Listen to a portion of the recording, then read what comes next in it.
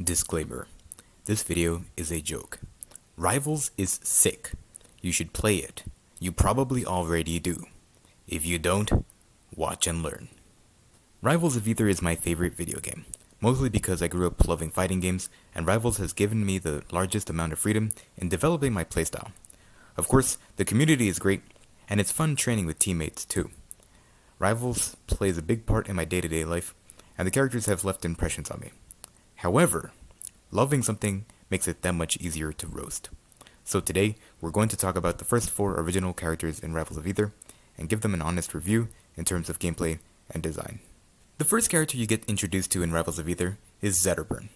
For people who've played Super Smash Bros., he's probably the most familiar feeling character because he plays similarly to Fox, Falco in Melee, or Wolf and Brawl in Ultimate. He's a well-rounded and easy character to pick up, but there's more to him that we're going to go over now. Because of the feeling of familiarity and ease, Zetterburn is the character you'll pick up first. He's the vanilla of Rivals. And yeah, I know, people say vanilla isn't plain, it's an actual flavor, and look, I'm not saying it's bad to be vanilla, I'm just saying it's common.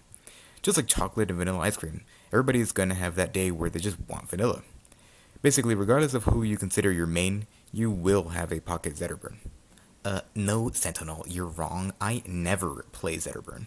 The next time you play Rivals, pick Zetterburn and play, and come back and tell me you couldn't figure out how to do it. Another reason to pick up Zetter is because choosing him is not that risky. Playing Zetter is like asking your friend out because you'll know they'll say yes. Meanwhile, you're too scared to ask your actual crush out. Okay, maybe that's a bit harsh. Now this isn't to say Zetter is bad or that you don't need skill to play him. Zetter is capable of crazy combos and kills. His damage output, especially with fire, is pretty incredible, and it's actually really entertaining to watch a high-level Zetter player work with the character. But once you get off stage, you feel the pain. Trying to recover as Zetterburn is like putting your hand in a mousetrap. You want that sweet, sweet cheese, but you know you're just going to get your hand destroyed. Trying to recover with Zetterburn is like being 6 years old and having your mom tell you that you're going to Disneyland only to end up at the dentist. It'll destroy your trust and make you just want to give up. And don't act like you liked going to the dentist for the lollipop. You know that's just them giving you a head start on your next cavity so they can blame you for deserving pain because you don't floss every time even the thought of food passes through your unfortunate mind. Anyway, if you like lions, fire, and a roller coaster of emotions every time you're off stage, you'll love Zetterburn. The second character we're going to talk about today is Raster. Again, if you've played Super Smash Bros., Raster will feel very familiar. No, not because he plays like Falco. What, you think all birds work the same? Raster plays like Jigglypuff if you gave her Marth's sword. And yeah, it's exactly as obnoxious as it sounds. A lot of people hate Raster because his combos cross you up and break your ankles. Plus, he doesn't seem to get KO'd as early as you'd expect from a lightweight character. Like we just went over, one of the problems with Raster is that he combos really hard. It's not surprising that the bird character has more combos than the local fried chicken place. And just like that local fried chicken place, fighting Raster leaves a greasy, salty taste in your mouth. Now, in-game, Raster is great, because he has his own personal speed hacks. You press side special and chuck this thing at the opponent, and then boom, you got yourself a new fast lane. Raster also has aerial smash attacks, which is nice and all, but let's be honest, all of Raster's moves are good. So what is bad about Raster? Nothing. Nah, but if you look really hard, you can find a couple things. First off, Raster is really light. Like a light breeze can probably tip you into the blast zone if you're flexing too hard off stage. Plus, Raster can't really just run up to people and try hitting them. But Sentinel, Raster is a rushdown character. He's supposed to run at the opponent. All I'm saying is, try playing Raster and never think about your approaches. Don't try to be silly and try to do fakeaways. Just run up to the opponent, stick your chin out, see what happens. Plus, if you get hit by a strong attack while standing on a platform, you might as well just look away from the screen and just hope you live. Finally, if your opponent is at a high enough percent, it can be harder to land kills. Imagine being 14 years old and having arthritis. Overall, Raster is a sick character, he's very good competitively, and yeah, that's about it. Orcane is exactly what he looks like, an orca whale with legs. Orcane is what happens when you flush your pet fish down the toilet because you thought he was dead, and now he's crawled his way back for revenge. Orcane is the least realistic character because he shoots droplets and bubbles at you, like what's that supposed to do? Oh no, my clothes are slightly moist now, how can I fight? People say water is good for you, but they haven't seen Orcane. Not only do Orcane's bubbles pose an inconvenience on stage, the puddle that he squirts out can turn into a reservoir for him to power up his attacks. Here's an accurate depiction of Orcane's puddle empowered up strong.